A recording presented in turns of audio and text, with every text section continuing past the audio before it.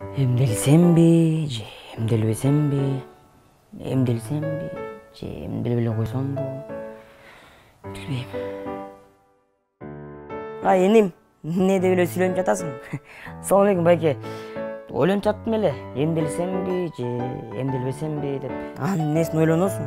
Жашагың келеби? Эмдел. А балким чип бар.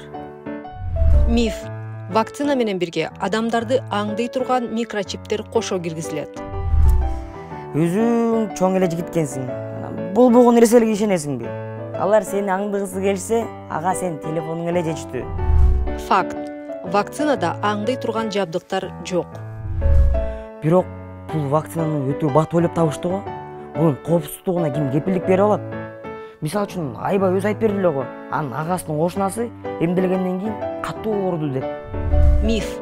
COVID-19 каршы вакцина өлүмгө дуушар кыла турган кесепеттерге алып келет. Ооба, мен эмделгенден кийин башым, муундарым ооруду, дене табым көтөрүлдү. Бирок бул менин организмим иштеп, мени вирустан коргоп жатканын билдирет. Факт. COVID-19 каршы вакцина бардык эле башка вакциналар сыяктуу айрым бир терс таасирлерди чакырышы мүмкүн.